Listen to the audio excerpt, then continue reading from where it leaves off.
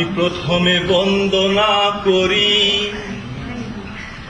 আল্লাহ মালিক শাহ, তারপরে বন্দনা করি রসুল খুদা,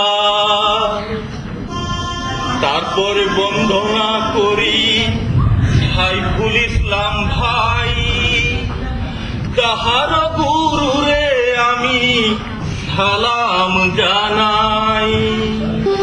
এখন নাটকে চশমাটারে মুছেন ভালো করে, বাংলার নবাব কেমন আছে ঢাকার শহরে, ও ভাই শুনেন সবাই। হুঁশিয়ার, সাবধান, খবরদার, বাংলা বিহার আর তুরস্কের, বাংলা বিহার আর উড়িষ্যার প্রাক্তন মহান অধিপতি এককালের স্বাধীন নবাব মনসুরুল মুলক সিরাজউদ্দৌলা শাহ আলী খাঁ মির্জা মোহাম্মদ হায়দার জং বাহাদুর আসিতেছে।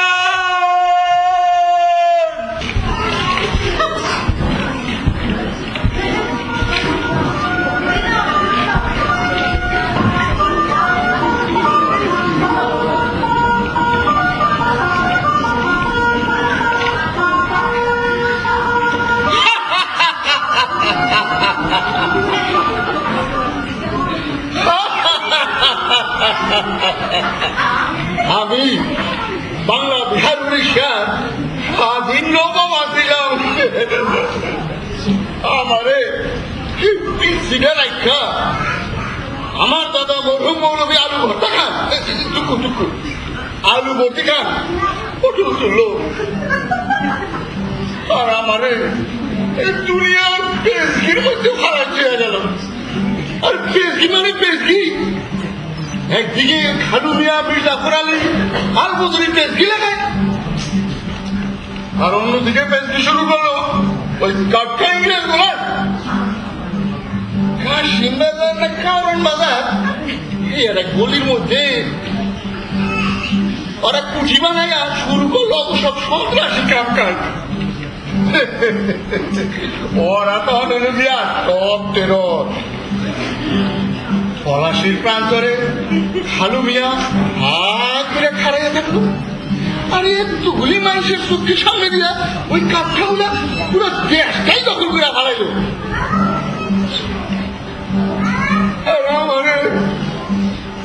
আমারে বন্দি করে মুর্শিদাবাদ সাদাবাদ এই ভালো করে মনে নাই আমার, সেই এক খুশির মধ্যে হারাই রাখলো। কেমন খাইছিল ভাই, ডেঙ্গু লোকে যে ধরে নাই এইটাই বেশি। এখনকার দিন হইলে ডেঙ্গু একেবারে বান্ধা নাকি কর। এইসব কথা আপনারা সবগুলি জানেন, যাত্রা সিনেমা থিয়েটারে দেখছেন বহু,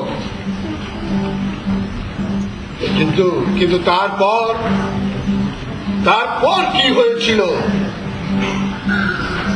200 বছরের বেনিয়া দখলদারির পর এটি ছিল নাপাক বাহিনী, পাখির মতো গুলি করে মেরেছিল দেশের লাখো সিরাজউদ্দৌলাকে, ধ্বংস করেছিল এই দেশ। অবশেষে অনেক ত্যাগ তিতিক্ষার সংগ্রামের পর স্বাধীন হয়েছিল এই দেশ বাংলাদেশ।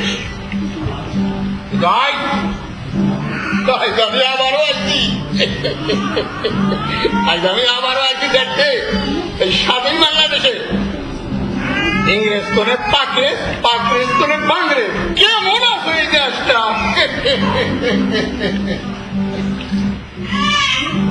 কিন্তু গোলাম হোসেন কই?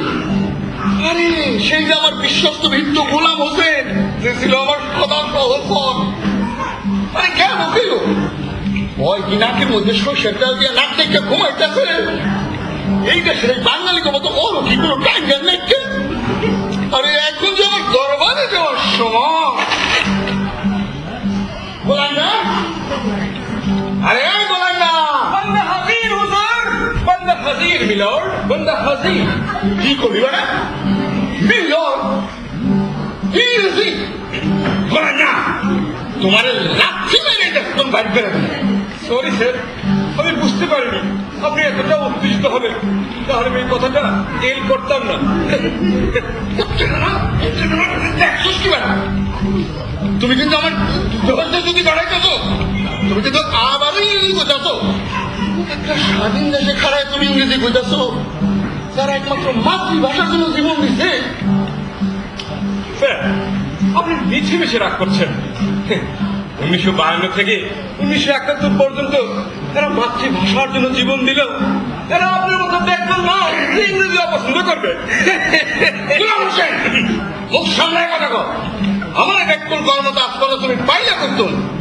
Sorry your excellency, I am extremely sorry. আমি আসলে বলতে চাইছি যে বাংলা ভাষার জন্য এই দেশটা স্বাধীন হলেও এদেশে এখন আগের চাইতে অনেক বেশি ইংরেজি ভাষার ছড়াছড়ি। আরো বেশি ইংরেজি ভাষা। Yes sir. স্যার